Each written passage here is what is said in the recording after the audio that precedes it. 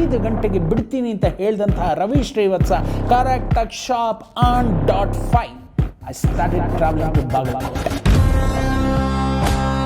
ಇಷ್ಟು ವರ್ಷಗಳ ಕಾಲ ಬರ್ತೀನಿ, ಮಾಡ್ತೀನಿ, ಸೇರ್ತೀನಿ, ನನ್ನ ಜೊತೆ ನೀನು ನಿಂತ್ಕೊ ಅಂತ ಏನು ಚೌಧರಿಗೆ ಹೇಳ್ಕೊತಾ ಮಾಡ್ತಾ ಎಲ್ಲ ಅನ್ಕೊಂಡ್ಬರ್ತಾ ಇದ್ನಲ್ಲ, ಅದು ಈಗ ಕಾರ್ಯರೂಪಕ್ಕೆ ಟರ್ನ್ ಆಗ್ತಾ ಇದೆ.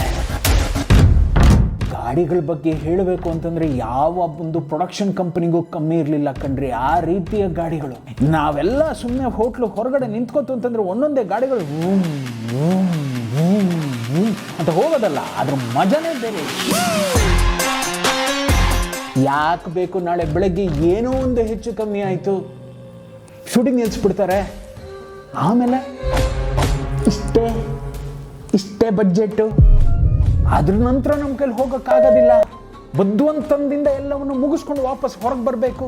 ಒಂದು ಚೂರು ಏರುಪೇರು ಆಗೋದ್ರೂ ಕೂಡ ಹೊಡೆತಗಳು ಬಿದ್ದುಬಿಡ್ತವೆ. ಇಷ್ಟೆಲ್ಲ ಪ್ರಿಪೇರ್ ಮಾಡಿದ್ನಲ್ಲ, ಇಲ್ಲೂ ಒಂದು ಸಣ್ಣ ಹೊಡೆತ ಬಿದ್ದು ನಾವು ವಾಪಸ್ ಬರಬೇಕಾಗತ್ತೆ. ಕಡೆ ಓಡಾಡಲಿಕ್ಕೆ ಶುರು ಮಾಡ್ತು ಅಂತಂದರೆ ಸ್ಟೇಷನಲ್ಲಿ ಹೇಳ್ತಾ ಇರೋ ಪ್ರತಿಯೊಂದು ಮಾತೇನು ಅಂತಂದರೆ, ನೀವು DC ಅವ್ರ ಹತ್ರ ಮಾತಾಡಿದ್ದೀರಾ, ನೀವು SP ಸಾಹೇಬ್ರ ಹತ್ರ ಮಾತಾಡಿದ್ದೀರಾ, ನನ್ನ ಜೀವನದಲ್ಲಿ ಏನಾರು ಒಬ್ಬ ಅಣ್ಣ ಇರಬೇಕು, ಒಬ್ಬ ತಮ್ಮ ಇರಬೇಕು, ಇಲ್ಲ ನನ್ನ ಜೊತೆ ಯಾರು ಹುಟ್ಟಬೇಕು ಅಂತಂದರೆ ಇಂಥ ಒಂದು ಜೀವ ಹುಟ್ಟಬೇಕು. ಏನು ಚಾಣಕ್ಯನ ತಲೆ ಆ ಜೀವಕ್ಕೆ. ಅಯ್ಯೋ ಹಿಂಗಂದ್ರೆ ಹೇಳಿದ್ನಲ್ಲ ಫಾದರ್.